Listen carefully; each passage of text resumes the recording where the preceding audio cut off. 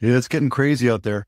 That's all I gotta say. It's just, I don't know, just people are taking their time. Everybody asks me, how's the housing market? How's the market? I gotta tell you, we're kind of at a standstill right now. We're just at an impasse. There's nothing sparking this industry. We're like the market that I follow is US 30 and not doing much. There's houses being sold, right? There's houses that are sitting on market.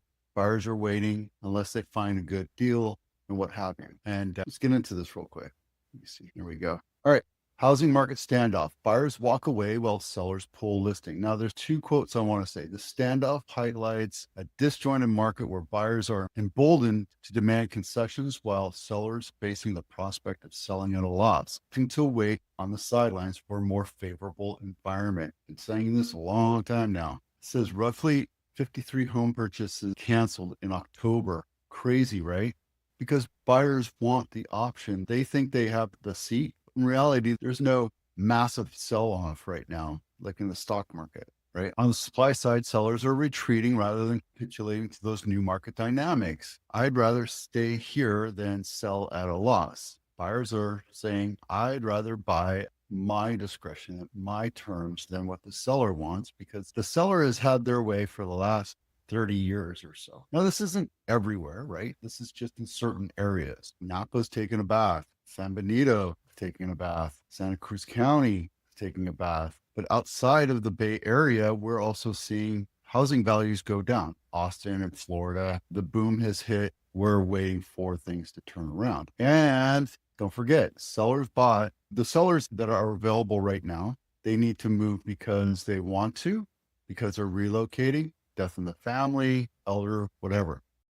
Other ones, there's a very, very small supply, especially here in the Bay Area. We'll get into that. The supply is showing that sellers are not willing to make them. They might not have their forever home. They might not have the home that they want, but they got the home that they got because 4 years ago we had a firestorm. And when prices are artificially inflated, people are less likely to move after that because the values go lower and they're stuck in a 3.5% mortgage. And now they're looking at 6. Housing forecast of 2026 from realtor.com. Mortgage rates will continue to average above 6% next year, but affordability will improve modestly as the typical monthly payments falls below 30% of a household income. Forecast predicts mortgage rates will average 6.3 across 2026. Mortgage rates are quoted at 5.3 on a 30-year jumbo. 30-year fix is 6.2. If you're a veteran, you can get 5.86. That's without points. That's without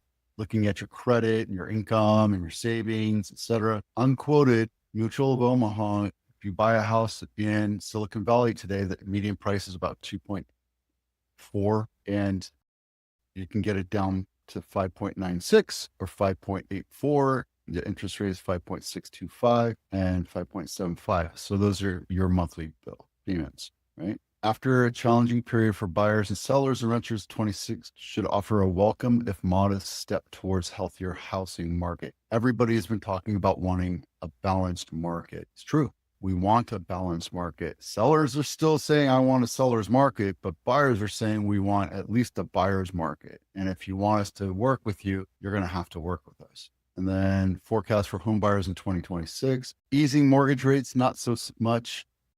Realtor Economic Research Team expects household income to grow more than 3.6. That's the other thing. We're expecting household income to grow next year, not because of regulation or the politicians, because they have no idea what it means to be a worker. It means that the businesses will start paying people more. And how you do that is by changing jobs, right? Home prices continue to rise in 26, but incomes grow faster. That's actually a good thing. Think about this, right?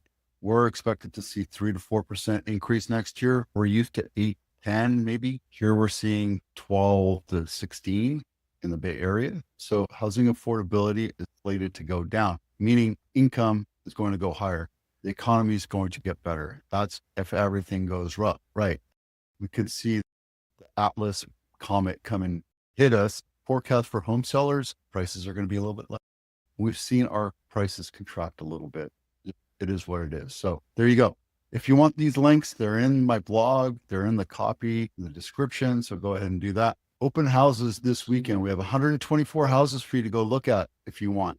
The link is in the description and in my blog. This is free to get into. I don't ask you to check in or give me your information. You just come in and take a look at it, right? And I looked at Far Ranch, which is in Saratoga. It's a beautiful house, 4-bedroom, 3 and 2.5 baths on 2 acres, 6,500 square feet, built in 1984.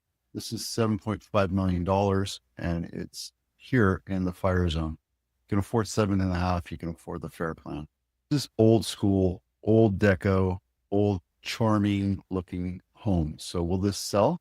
Very probably. There you go. Nice. And then what you get for $2 million is Adele Ave, not my listing, $2 million, 3-bedroom, 2.5 bath, 1,384 square feet, built in 1958. This is in Mountain View, $2 million. This is a buy for Mountain View because typically you're at about $3 million.